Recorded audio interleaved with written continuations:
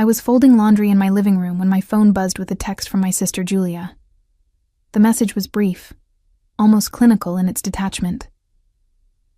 Hey, we decided to keep Mom's birthday trip small this year. Just immediate family. Hope you understand. I read it 3 times, trying to make sense of the words. Immediate family. I was her daughter. How much more immediate could I get? My apartment in Minneapolis felt suddenly smaller, the walls pressing in as I sat on the edge of my couch. Outside, October rain tapped against the windows, matching the rhythm of my confused heartbeat. I had taken time off from my job at the marketing firm specifically for this trip. My mother was turning 65, and we had been planning a weekend at a cabin by Lake Superior for months. I called Julia immediately. She answered on the 4th ring, her voice carrying that particular tone of forced cheerfulness that people use when they know they are doing something wrong but refuse to acknowledge it. Amy, hi. Did you get my text? I did. I'm confused. What do you mean by immediate family? I'm literally Mom's daughter. There was a pause, filled with the sound of children shouting in the background.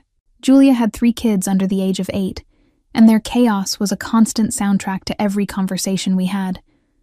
Well, you know, Patrick and his family will be there, and me and David with the kids. It's just going to be crowded already, and we thought it would be better to keep the numbers down. Patrick, my younger brother, the golden child who could do no wrong in anyone's eyes, despite the fact that he had bounced from job to job for the past 5 years, while his wife Melissa supported him with her pharmaceutical sales income. He was 32, but still acted like a college student who expected the world to accommodate his whims. So Patrick gets to come, but I don't. I tried to keep my voice steady, but anger was creeping into my words. It's not like that. He has the kids, Amy. Mom wants to see her grandchildren. Patrick has 2 kids. You have 3. That's 5 grandchildren. I'm just one person. How does that math make the cabin more crowded? Julia sighed, and I could picture her rubbing her forehead in that exaggerated way she did when she wanted people to know they were inconveniencing her. Look, this isn't about math. Mom just thought it would be nice to have a quiet weekend with the family. You can see her when we get back. The dismissal stung more than the exclusion. I had been demoted to an afterthought, someone who could be shuffled aside without consequence. Did Mom actually say she didn't want me there, or did you and Patrick decide this on your own? We discussed it as a family. Mom agreed it made sense. As a family that apparently no longer included me in its decision-making processes. I thought about my mother, about whether she had really agreed to this, or if my siblings had simply steamrolled over her objections the way they steamrolled over everything else. My mother had always been soft-spoken, more likely to go along with the loudest voices than to assert her own preferences. Fine, I said finally, because there was nothing else to say. Fighting would only make me look desperate, and I had learned over the years that desperation was blood in the water to people like Julia and Patrick. I hope you all have a nice time. I hung up before she could respond. My hands were shaking as I set the phone down on the coffee table. The pile of laundry sat forgotten on the couch beside me, and I stared at it without really seeing it. 29 years old, and I was still surprised when my family treated me as expendable. The pattern had been there my whole life, of course. I just had never wanted to see it clearly. Patrick had been the miracle baby, arriving after my parents had been told they couldn't have more children. Julia, 6 years older than me, had naturally taken on the role of the responsible eldest. I had been the middle child, neither special nor particularly needed, the one who got good grades because no one noticed when I didn't, who stayed out of trouble because there was no benefit to causing it. I had paid for my own college education through scholarships and part-time jobs, while my parents had funded Patrick's adventure through 3 different universities before he finally settled on a business degree he never used. I had bought my own car at 22, while Patrick had been gifted a new sedan for his 25th birthday. The inequity had always been there, dressed up in excuses about Patrick needing more support, about him having a family to think about now. My phone buzzed again. Another text from Julia. Actually, I need to ask you a favor. David and I were hoping to join the trip after all. Could you watch the kids that weekend? It would really help us out. We never get time alone together. I stared at the message in disbelief. They had uninvited me from my own mother's birthday celebration, and now wanted me to provide free childcare so they could attend. The audacity was breathtaking. Before I could formulate a response, another text arrived. Patrick and Melissa need someone to watch their kids, too. Mom suggested you might be available since you're not coming on the trip. It would mean so much to her if you could help out. I did not respond to either text. Instead, I sat in my apartment as the afternoon light faded into evening, trying to process what had just happened. The more I thought about it, the angrier I became. Not just at the exclusion from the trip, but at the years of accumulated dismissals, the casual cruelties disguised as family dynamics. My job at the marketing firm was demanding but fulfilling. I had worked my way up from an assistant position to a project manager role, earning respect from colleagues and clients alike. In that world, my contributions mattered. People listened when I spoke. My ideas had value. But the moment I stepped back into family interactions, I became invisible again, my needs and feelings perpetually secondary to everyone else's convenience. I ordered Thai food for dinner and tried to focus on a movie, but my mind kept drifting back to the texts. 5 children. They wanted me to watch 5 children for an entire weekend while they celebrated my mother without me. The presumption was staggering. Around 9 that evening, my mother called. I almost did not answer, but curiosity won out.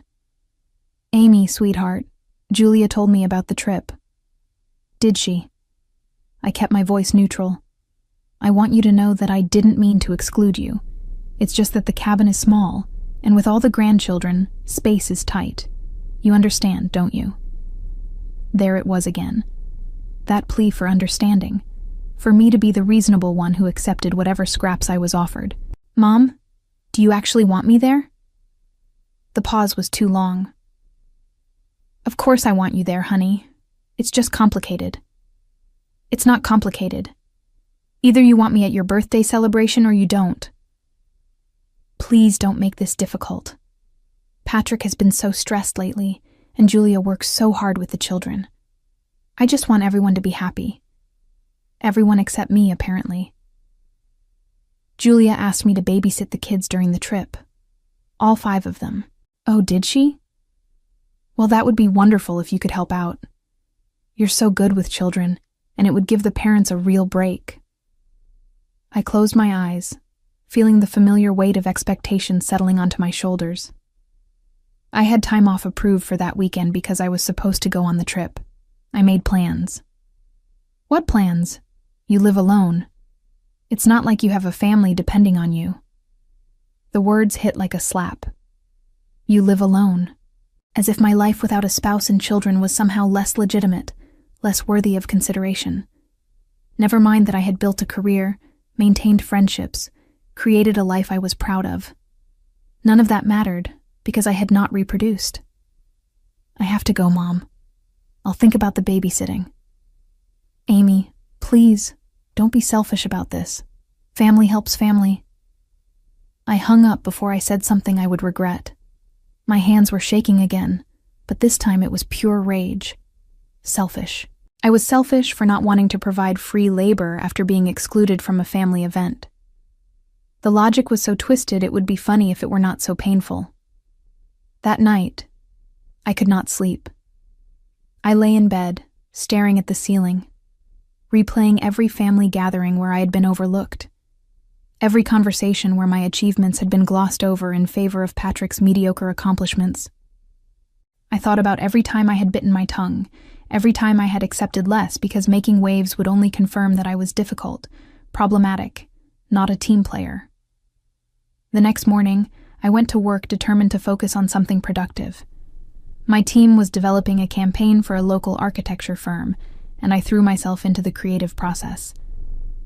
My colleague Brandon noticed my intensity during our meeting. Everything okay? You seem like you're channeling some serious energy today." I managed a smile. "Family stuff. Nothing I want to talk about." He nodded, understanding in his eyes. Brandon was gay and had been estranged from his own family for years after they had rejected him. We had bonded over our shared experience of familial disappointment, though we rarely discussed the details. Work provided a temporary distraction, but by the time I got home that evening, 3 more texts were waiting. One from Julia asking if I had decided about babysitting. One from Patrick saying the kids were really excited to spend time with Aunt Amy. One from my mother reminding me that family was the most important thing in life, and that she hoped I would do the right thing. The manipulation was transparent, but that did not make it any less effective. I felt the old guilt rising, the conditioned response to put everyone else's needs before my own. They were counting on me. The children would be disappointed. My mother would be hurt. But underneath the guilt was something else. A hard kernel of resentment that had been growing for years, fed by every slight and dismissal. I was tired. Tired of being the one who always accommodated, always understood, always sacrificed. Tired of being treated as less important while simultaneously being expected to be endlessly available. I made myself a cup of tea and sat at my kitchen table thinking, what would happen if I just said no? If I refused to babysit and let them deal with the consequences of their own poor planning and selfishness? The thought was both terrifying and exhilarating. My phone buzzed again. This time it was an email notification. I opened it absently, expecting some work correspondence. Instead, I found a message from my mother's lawyer, Thomas Brennan. The subject line read, "Estate planning documents. Review required." I clicked the email open, my heart rate picking up. Why would my mother's lawyer be emailing me about estate planning? Was something wrong with her health that she had not told me about? The email was formal and brief. "Dear Amy, your mother has updated her will and asked that I send you a copy for your records. Please review the attached documents at your convenience. If you have any questions, feel free to contact my office." I downloaded the attachment with trembling fingers. It was a 16-page PDF, full of legal language that I had to read through twice to fully understand. When I finally processed what I was seeing, I felt like the floor had dropped out from under me. My mother had left everything to Patrick. The house in St. Paul that had been in our family for 30 years, paid off and worth at least $400,000.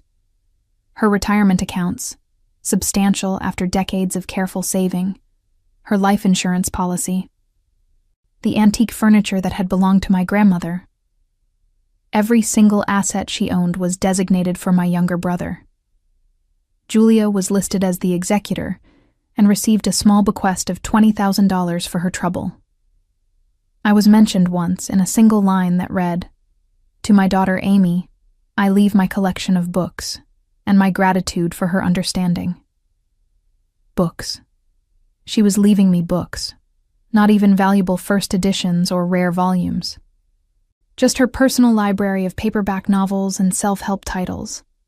The gratitude line felt like mockery. I sat at my kitchen table, staring at the document on my laptop screen, trying to process what I was seeing. This was not a standard estate plan where assets were divided among children. This was a deliberate choice to give everything to one child while leaving another with essentially nothing. I scrolled back through the email from the lawyer. It had been sent to all 3 siblings. Patrick and Julia had received this same document. They knew. They knew that Patrick was inheriting everything, and they had still uninvited me from Mom's birthday trip while expecting me to babysit their children. The cruelty of it was stunning. I thought about the timing. My mother was 65, hopefully with many years left, but she had clearly been thinking about her mortality. She had made these decisions and had them formalized by a lawyer. This was not a careless oversight. This was intentional. I needed to understand why. I called my mother, not caring that it was nearly 10 at night. She answered on the second ring. "Amy, is everything all right? I got an email from your lawyer about your will." Silence. Then, Oh, yes. I asked Thomas to send that out this week. Can you explain to me why Patrick is getting everything? Sweetheart, this is not really something to discuss over the phone. Then when would you like to discuss it? Before or after I spend my weekend babysitting 5 children while everyone celebrates your birthday without me? Her voice turned cold. I don't appreciate your tone. And I don't appreciate being written out of your will like I don't matter. I'm your daughter, Mom. Do I really mean so little to you? Patrick needs the support. He has a family to take care of. You have a good job and no dependents. You'll be fine on your own. There it was, the same justification that had governed every inequity my entire life. Patrick needed more, so Patrick got more. My independence and self-sufficiency were being used as weapons against me, as reasons why I deserved less. So because I've worked hard and made responsible choices, I get nothing? Because I don't have children, my relationship with you is worth a box of paperbacks? You're twisting this into something it's not. I'm trying to be practical. The house will give Patrick stability. The money will help him provide for his children. You don't need those things. It's not about need. It's about what this says. That you value him more than me. That my life matters less because it looks different from his. Amy, you're being dramatic. This is a financial decision, not an emotional one. But it was emotional. Every financial decision was emotional when it came to family, especially when those decisions were so lopsided. Money was just a stand-in for love, for worth, for mattering. And my mother had just told me, in legal terms, exactly how much I mattered to her. I'm not going to babysit, I said quietly. I'm not going to make your lives easier while you treat me like I'm disposable. If you refuse to help your family, that's your choice. But don't expect people to forget it. The way you've forgotten every time I've helped before. The way you've forgotten that I'm your child too. She hung up. I sat there with the phone still pressed to my ear, listening to the silence. Around me, my apartment felt like a sanctuary suddenly. A space that was mine alone, unpolluted by the toxic dynamics that had shaped my entire childhood. I opened my laptop and looked at the will again, reading through it more carefully. The document had been executed 3 weeks ago. 3 weeks. My mother had been planning this birthday trip, while already having legally declared that Patrick was the only child who truly mattered. Julia had known when she sent that text uninviting me. Patrick had known when he had Julia ask me to babysit his children. They had all known, and they had all participated in the charade of family, expecting me to play my role as the accommodating sister and daughter, while they quietly cut me out of any real stake in our family legacy. I thought about my grandmother, whose antique furniture was now designated for Patrick. She had taught me to bake when I was 7, spending hours in her kitchen showing me how to make bread and pies. She had been the one person in my family who had seemed to see me clearly, who had valued my quieter personality instead of viewing it as a defect. Her belongings should have been divided among all her grandchildren, not given wholesale to the golden boy. A new text arrived from Julia. Mom is really upset. What did you say to her? She's crying and saying you were cruel. Can you please just apologize and agree to help with the kids? This is getting out of hand. I blocked Julia's number. Then I blocked Patrick's. Then, after a moment's hesitation, I blocked my mother's as well. The silence that followed was profound. I made a decision. I was not going to argue, not going to try to make them understand or see my perspective. They never would. I was going to do something I should have done years ago. I was going to stop participating in a family dynamic that diminished me. I opened my laptop and booked a flight. If they wanted to celebrate without me, fine. But they were not going to use me as their backup plan. They were not going to have it both ways. I was going to take that weekend off I had already requested and use it for myself, on my own terms, in my own way. The destination did not matter much. I chose Denver because I had never been and flights were reasonable. I booked a hotel near the mountains, picturing myself hiking alone, eating in restaurants where no one knew me, existing in a space where I was not the disappointing daughter or the inconvenient sister. Then I drafted an email to all three of them. I kept it brief. I've received the estate planning documents and appreciate the clarity about where I stand in this family. I won't be available for babysitting this weekend or any other time in the foreseeable future. I need to focus on my own life and the people who actually value me. Don't contact me unless you're ready to have an honest conversation about how you've treated me. I'm turning off my phone and taking time for myself. Amy. I hit send before I could second-guess myself. Then I powered down my phone completely and put it in my desk drawer.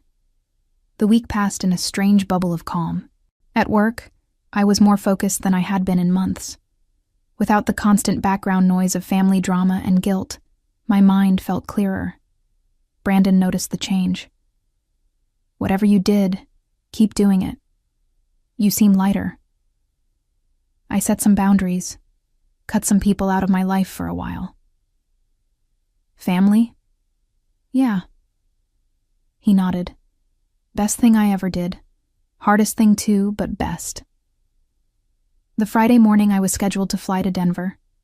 I woke early and felt genuinely excited for the first time in weeks. My suitcase was packed with hiking clothes and novels I had been meaning to read. I had planned nothing specific beyond a general intention to explore, to be alone, to remember what it felt like to make choices based solely on what I wanted. At work on Thursday, my boss Helen had pulled me aside during lunch. She was a sharp woman in her 50s who had built the marketing firm from nothing and had little patience for nonsense. You seem different this week. Good different. What changed? I had considered how much to share, then decided honesty might be refreshing. I set some boundaries with my family, stopped letting them treat me like I only matter when they need something from me. Helen had smiled, a knowing expression crossing her face. I did the same thing with my sister about 10 years ago. Best decision I ever made. Family doesn't get a free pass to treat you poorly just because you share DNA. Remember that. Now, standing in my kitchen drinking coffee at 6 a.m, I thought about Helen's words. Family doesn't get a free pass. It seemed so obvious. Yet I had spent 29 years acting as if blood relations somehow excused cruelty and dismissal. My flight was at 1 p.m. I had the morning to finish last-minute preparations, water my plants, take out the trash. Normal domestic tasks that felt weighted with significance, because I was doing them on my own terms, for my own benefit. I had not turned my phone back on since sending that email. I did not know if anyone had responded, or if they had simply written me off as dramatic and moved on with their plans. Part of me was curious, but a larger part treasured the silence. No demands, no guilt trips, no passive-aggressive texts disguised as concern. I was about to step into the shower when my doorbell rang. I glanced at the clock. 7:15. Far too early for a package delivery, and I was not expecting anyone. Through the peephole, I saw Julia standing on my doorstep, her 3 children clustered around her. My stomach dropped. I had not given her my new address when I moved apartment 6 months ago. She must have gotten it from my mother. I considered not answering, but the doorbell rang again, and I could hear one of the kids whining about being cold. October in Minneapolis was not forgiving, and they were in light jackets. I opened the door but did not invite them in. "What are you doing here, Julia?" She looked terrible. Her hair was unwashed and pulled back in a messy ponytail. Dark circles shadowed her eyes, and her usual put-together appearance was replaced by yoga pants and an oversized sweatshirt. "We need to talk." "I don't think we do. I was pretty clear in my email." "Amy, please, can we come in? The kids are freezing." I looked at her children, who were not my responsibility but also were not to blame for their parents' behavior. I stepped aside and let them enter. The kids immediately spread out across my living room, the 2 older ones heading for the couch while the youngest, barely 3, clung to Julia's leg. "You have 5 minutes," I said. Julia sat on the edge of my armchair, looking uncomfortable in my space. She had only visited my apartment once before, shortly after I moved in, and had spent the entire visit making comments about how small it was compared to her house in the suburbs. "You can't just disappear like this. Do you have any idea how much chaos you've caused?" "I haven't caused anything. I simply stopped making myself available to be used." "That's not fair. We're family." "Are we?" "Because the way family is supposed to work, people treat each other with basic respect and consideration. They don't uninvite their sister from their mother's birthday and then demand she babysit. They don't leave one child everything in a will while giving another child books and gratitude." Julia's face flushed. "You saw the will." "Obviously. Your mother's lawyer sent it to all of us, remember? Did you think I would just accept it quietly?"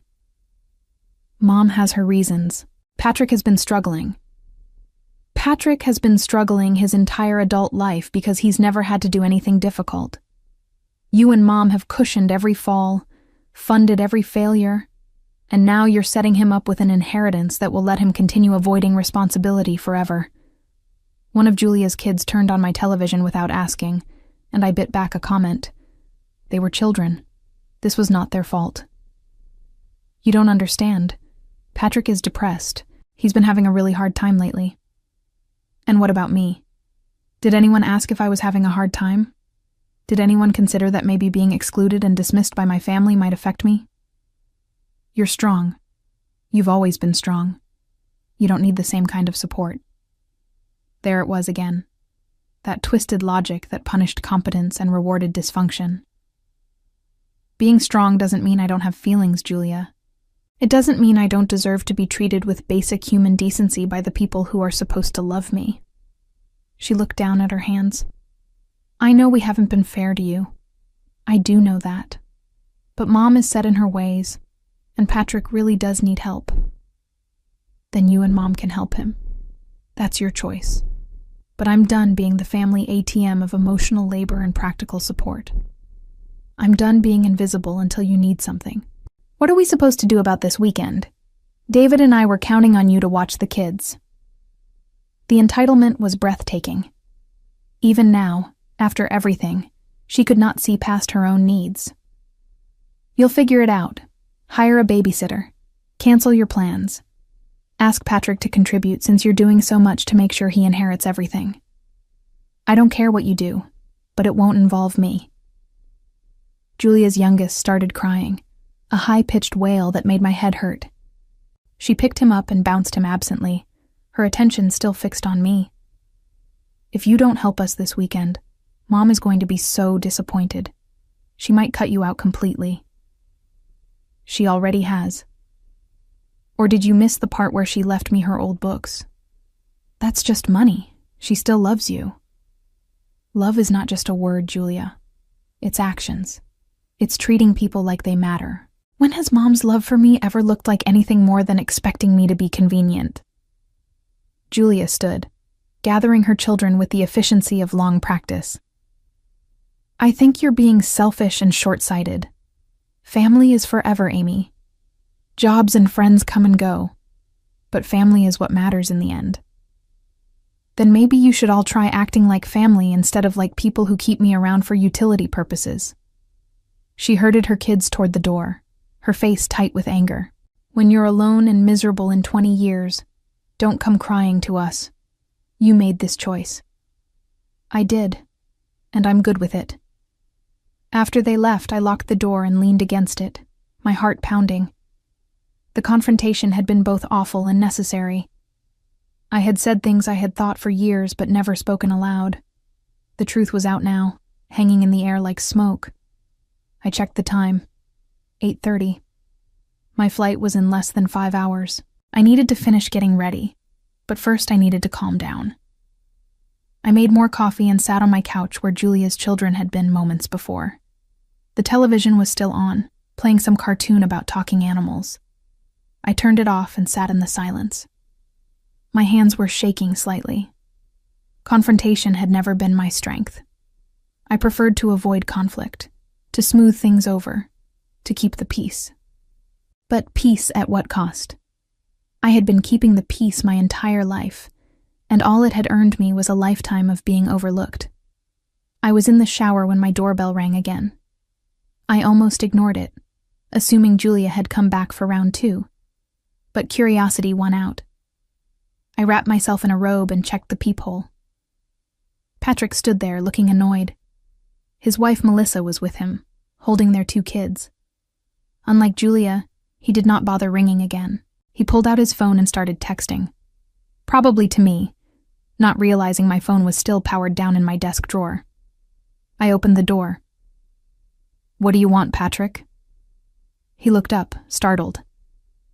"Jesus, Amy. You couldn't answer your phone like a normal person?" "My phone is off. I told you all not to contact me." "Yeah, well, we need to talk about this weekend. Julia said you refused to help." "That's correct." Melissa shifted the toddler on her hip. She was a striking woman with dark hair and sharp features, always immaculately dressed even when wrangling 2 small children. I had never understood what she saw in my brother beyond his boyish charm, which wore thin after about 5 minutes of conversation. "Amy, I know there's family drama happening, but the kids were really looking forward to spending time with you. Can't you put aside whatever issue you're having and just help us out this once?" "This once? Do you have any idea how many times I've babysat for you over the past 3 years? I've lost count. And I've never asked for anything in return, never complained, never been anything but available whenever you called. And we appreciate that," Patrick said, in the tone of someone who had never appreciated anything in his life. "Which is why we thought you'd be cool helping out one more time. I'm not cool with being uninvited from Mom's birthday and then expected to provide free childcare. I'm not cool with finding out you're inheriting everything while I get a pile of old paperbacks. I'm not cool with any of this, actually." Patrick's face darkened. "The will thing is not my fault. That's Mom's decision. And you're perfectly happy to benefit from it without questioning whether it's fair or right. Life isn't fair, Amy. You of all people should know that by now. Some people need more help than others. That's just how it is." I looked at Melissa, who had the grace to appear uncomfortable. She knew this was wrong. I could see it in the way she would not quite meet my eyes. But she would not speak up, would not risk her husband's inheritance by suggesting he share it. "Did Mom ever mention to either of you that she planned to leave everything to Patrick? Or did you just receive the documents from the lawyer like I did?" Melissa glanced at Patrick before answering. "She talked to us about it a few months ago. She wanted to make sure we were comfortable with the arrangement. A few months ago. This had been in the works for that long, and no one had thought to give me a heads up. They had all been complicit in keeping me in the dark, so everyone knew except me. Everyone got to weigh in except me. Do you understand how that feels?" Patrick shifted impatiently. "Look, we don't have time for this. We need to know if you're going to help this weekend or not. Just a yes or no, Amy. Don't make this complicated." "No. The answer is no. I have plans." "What plans? You live alone and work all the time. What could you possibly have planned that's more important than family?" The contempt in his voice was stunning, as if my life was so empty and meaningless that I should always be available to serve his needs. "I'm going to Denver. I have a flight in 4 hours." "Denver? For what?" "For myself. Because I want to. Because I can. I don't need a better reason than that." Melissa spoke up, her voice gentler than Patrick's but no less manipulative. "Amy, I understand you're hurt, but taking off to another state in the middle of a family crisis isn't going to solve anything. Stay. Help us through this weekend, and then we can all sit down and talk about the will situation. I'm sure there's room for compromise." "There's no compromise. The will is legal and final. Mom made her choice, and I'm making mine." Patrick's phone rang. He answered it, walking a few steps away. I could hear my mother's voice on the other end, high-pitched and upset. He listened for a moment, then put her on speaker without asking my permission. "Amy? Are you there? Patrick says you're refusing to help this weekend. Please, sweetheart, reconsider. I know you're upset about the will, but that's separate from this. Family is family. We help each other. I stared at the phone in Patrick's hand. No, Mom. I'm done helping people who don't value me. You made it very clear where I stand in this family. I'm accepting that and moving on. You're being childish. This is my birthday weekend, and you're ruining it with your dramatics. I'm not ruining anything. I was already excluded, remember? You're all going to have a wonderful time without me, just like you planned. I'm simply declining to make that easier for you by providing free labor. If you get on that plane, you're making a choice. Don't expect us to welcome you back with open arms when you decide you've made a mistake. The threat was clear. Submit or be cast out. It was the same ultimatum that had governed my relationship with my family for as long as I could remember. The difference was that this time, I was not afraid of the consequences. I'll take my chances. Have a great birthday, Mom. I hope it's everything you want it to be. I hung up on her. Patrick looked at his phone in disbelief, then at me. You just hung up on Mom. I did. Now, if you'll excuse me, I have a flight to catch. You're really doing this? You're really going to choose some random vacation over your family? I'm choosing myself over people who have made it abundantly clear that I'm expendable. There's a difference. I closed the door on them and locked it. Through the wood, I could hear Patrick saying something to Melissa, his voice angry. Then footsteps retreating, car doors closing, an engine starting. I stood in my entryway, adrenaline coursing through my body. I had done it. I had actually stood up to them, refused their demands, prioritized my own needs. It felt terrifying and liberating in equal measure. But there was no time to process. I needed to finish packing, needed to get to the airport, needed to follow through on the decision I had made. Backing out now would undo everything, would prove that they could bully me back into compliance with enough pressure. I finished my shower quickly and dressed in comfortable travel clothes. My suitcase was already by the door. I did one final check of my apartment, made sure everything was secure, and called a rideshare to take me to the airport. The driver was a chatty middle-aged man who asked if I was traveling for business or pleasure. Pleasure, I said, and the word felt revolutionary. When was the last time I had done something purely for pleasure, with no other justification needed?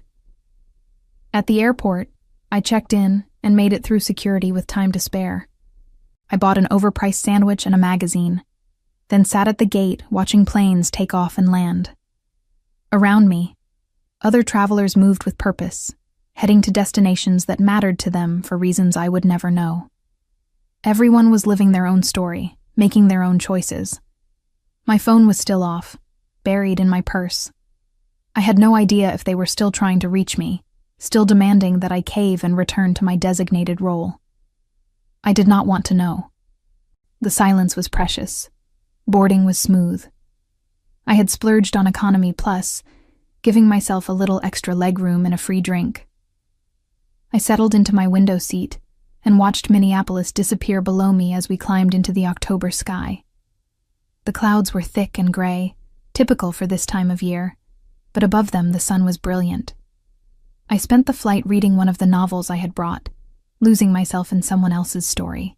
It was a thriller about a woman who disappeared and started a new life, leaving behind everyone who had taken her for granted. The parallels were not lost on me.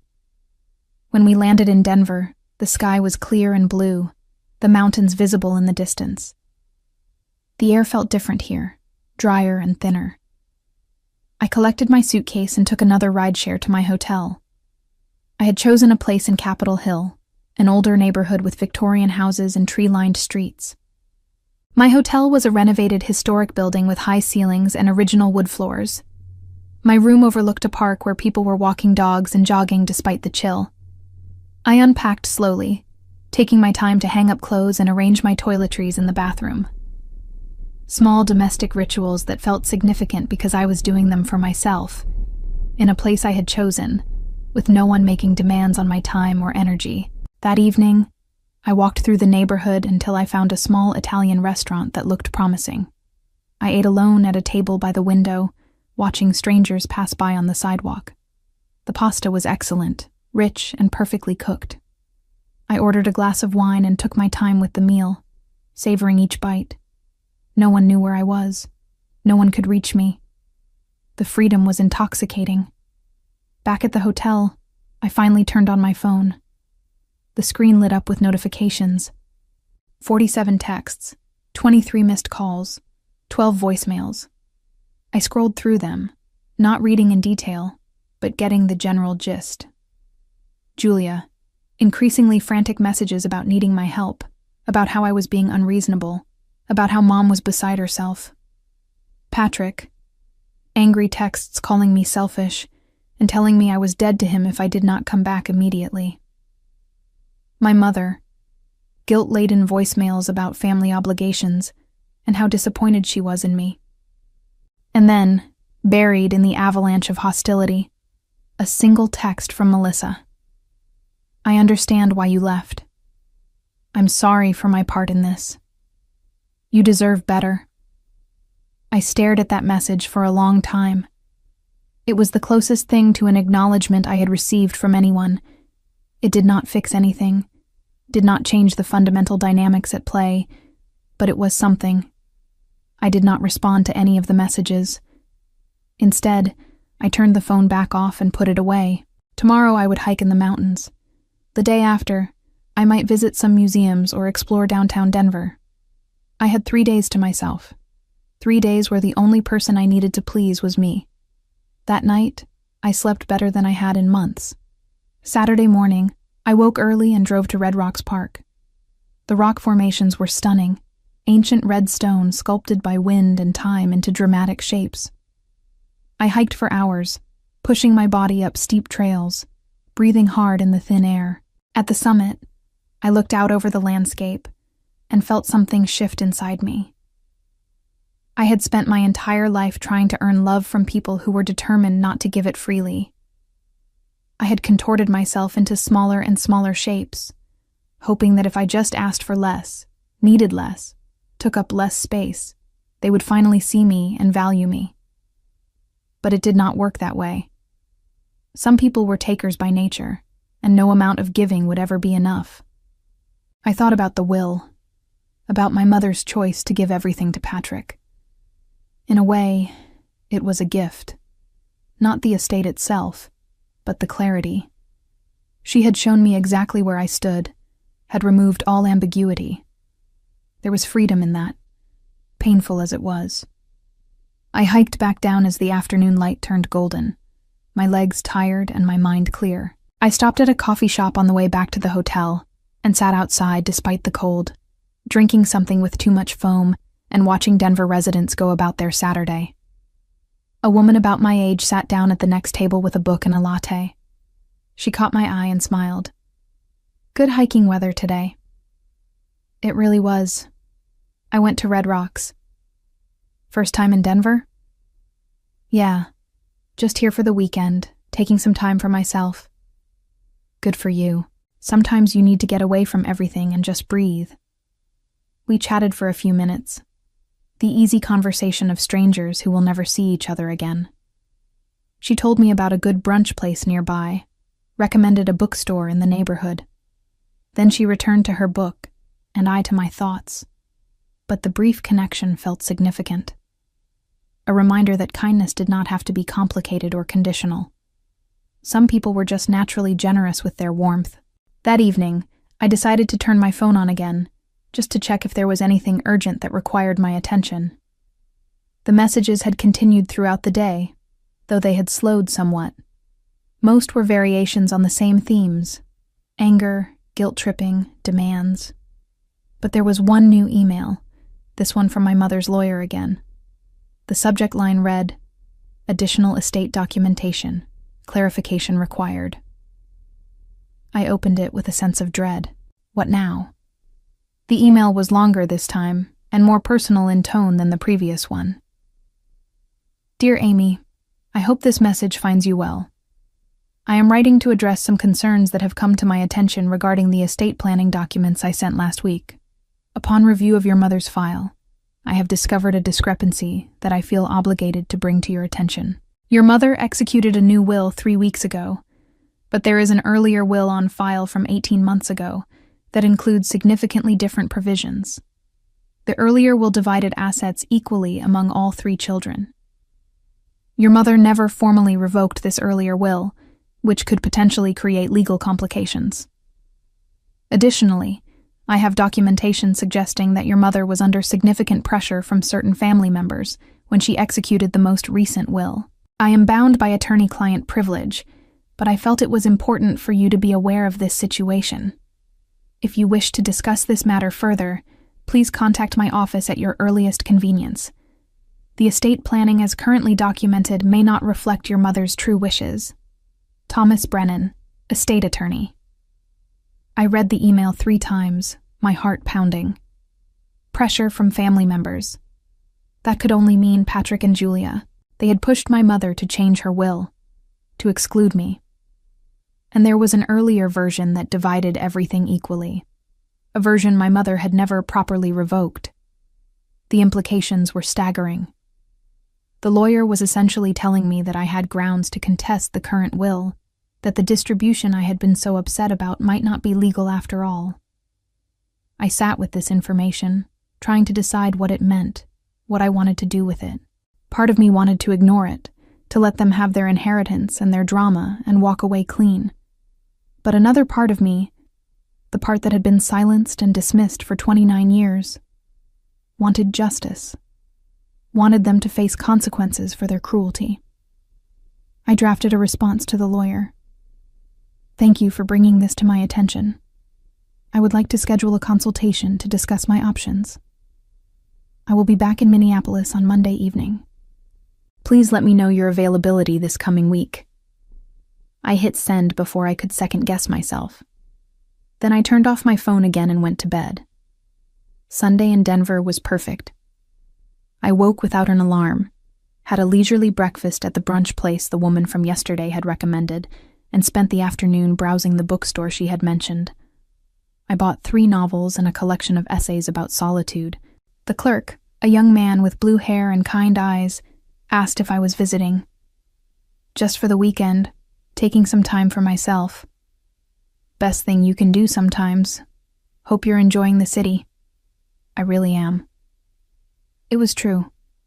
Denver had been exactly what I needed. A place where no one knew me, where I could exist without the weight of family expectations. I had hiked and eaten and read and thought, and in the process had remembered who I was, outside the context of being the overlooked daughter and dismissed sister. Monday morning, I flew back to Minneapolis with a sense of purpose I had not felt before. The plane ride was smooth, and I spent it making notes on my phone about what I wanted to discuss with the lawyer. If Patrick and Julia had manipulated my mother into changing her will, that was elder abuse. If the new will was legally questionable due to the existence of an unrevoked earlier version, that was fraud. Either way, they did not get to win through deception and pressure. I had Tuesday scheduled as a work-from-home day, which was perfect. As soon as I got back to my apartment Monday evening, I emailed Thomas again to confirm our meeting time. He responded within minutes. Can you come to my office tomorrow at 10 a.m.? I have some additional information that I think you'll find relevant. I agreed, and spent the rest of the evening unpacking and preparing for the meeting. I also drafted a detailed timeline of every instance I could remember of my family dismissing or excluding me, every time Patrick had been given preferential treatment, every sacrifice I had made that had been taken for granted. If this was going to turn into a legal situation, documentation would matter. That night, I finally listened to the voicemails my family had left over the weekend. They ranged from angry to manipulative to genuinely wounded. My mother's voice in the last one, left Sunday evening, was small and sad. Amy, please call me. I don't understand why you're doing this. We can work this out if you'll just talk to me. Please come home. But I was home, in my apartment, in my life, in the space I had built for myself. They wanted me to come back to them, to return to being the person who made their lives easier. That was never going to happen again. Tuesday morning, I dressed carefully in professional clothes, black slacks, a cream blouse, my good blazer. I wanted to look composed and competent, like someone who would not be easily dismissed. The law office was downtown, in an older building with marble floors and dark wood paneling. Thomas met me in the lobby and guided me back to his private office.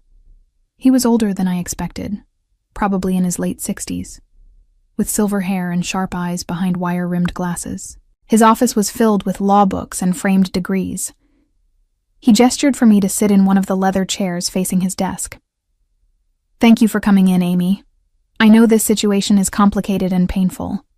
I want you to know that I take my responsibilities as an estate attorney very seriously, and I have some concerns about the recent changes to your mother's will." "What kind of concerns?" He pulled out a thick file and opened it. "Your mother first came to me 18 months ago to update her estate plan. At that time, she was very clear about wanting to divide her assets equally among her 3 children. She expressed concern that Patrick might struggle financially, but she wanted all of you to benefit from her estate. We executed a will that reflected those wishes." He slid a document across the desk. I recognized my mother's signature at the bottom. The distribution section clearly stated that assets would be divided equally, 1/3 to Julia, 1/3 to Patrick, 1/3 to me. 3 weeks ago, your mother called and said she needed to make changes. When she came in, she was not alone. Your brother Patrick accompanied her. He did most of the talking during that appointment, explaining why he needed more support, why you and Julia were financially stable and didn't require an inheritance. Your mother sat quietly and agreed with everything he said. So Patrick pressured her into changing the will. I cannot prove that legally, but it certainly raised red flags for me. I asked to speak with your mother privately, but Patrick refused to leave the room. He said she needed his support because discussing financial matters made her anxious. I should have insisted, but I allowed it to proceed. Thomas looked genuinely troubled. After they left, I made notes about my concerns. Then last week, when I sent the updated will to you and your siblings as your mother requested, I reviewed the file more carefully. I realized that your mother never formally revoked the earlier will. In Minnesota, if there are 2 conflicting wills, and the later one does not explicitly revoke the earlier one, there can be grounds to challenge the later version, especially if there's evidence of undue influence. What would challenging it involve? You would need to file a petition with probate court, arguing that the second will was the result of undue influence, and that the first will better reflects your mother's true intentions. Given that your mother is still living, this is unusual, but not unprecedented. More commonly, this kind of challenge happens after death. However, the existence of these competing documents creates a legal gray area that could be addressed now to prevent future litigation. I thought about this carefully. If I challenge the will, what happens? It becomes a matter of public record. Your family would know you're contesting it. There would be depositions, possibly testimony. It could get ugly. But if you can demonstrate that Patrick exerted undue influence, which my notes and observations would support, there's a good chance a judge would rule in favor of the earlier will. I left Thomas's office with copies of both wills and a retainer agreement. The choice felt enormous, but I knew what I had to do. I called him that afternoon. I want to challenge the will. What do I need to do? The legal process moved quickly. Thomas filed the petition within a week.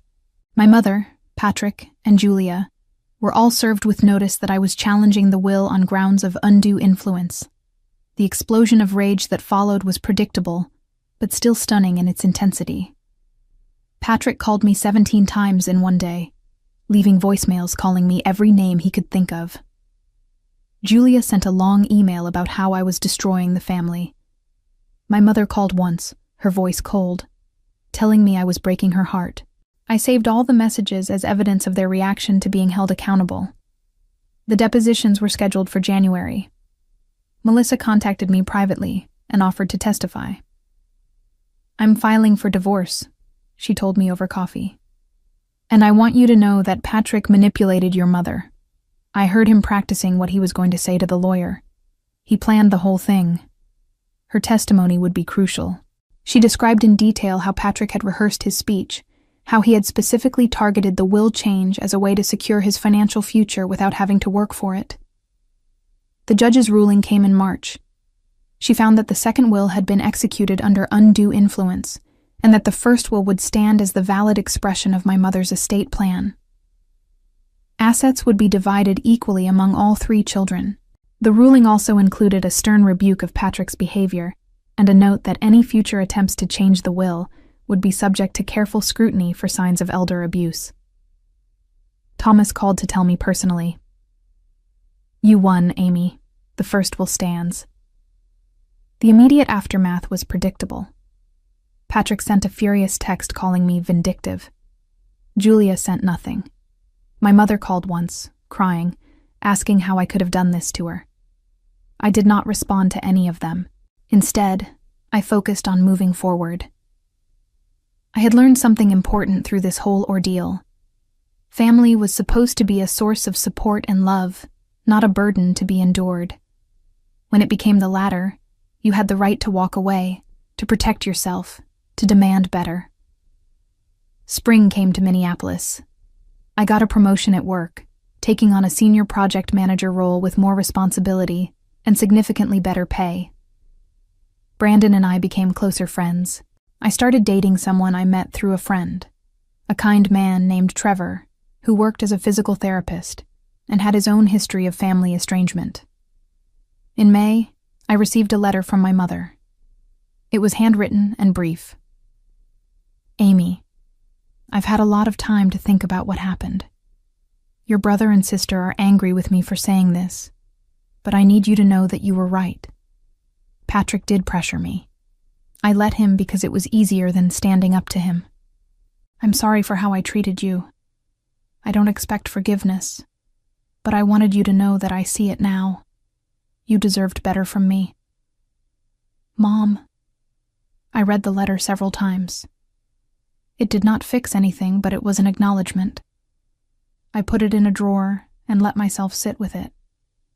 Eventually, I might reach out, might try to rebuild some kind of relationship with my mother, or I might not. The choice was mine now. Patrick never recovered from the will dispute. The court case had exposed his pattern of financial manipulation, and Melissa's divorce proceeded swiftly. Without his wife's income, he was forced to find steady employment. He ended up taking a management position at a retail store, bitter and blaming everyone but himself. Julia maintained minimal contact with him, finally seeing his true nature. He spent the following years cycling through jobs and relationships, always the victim in his own narrative, never accepting responsibility. I built a life I was proud of, surrounded by people who valued me. The scars from my family remained, but they no longer defined me. I had learned to set boundaries, to demand respect, to walk away from people who refused to treat me with basic decency. Sometimes the bravest thing you can do is refuse to participate in your own diminishment. I had gotten on that plane to Denver running from pain, but I had landed somewhere better. A place where I finally understood my worth was not determined by people who chose not to see it. Looking back on the revenge journey, I realized it was never about the money. It was about finally demanding to be seen, valued, and treated as someone who mattered.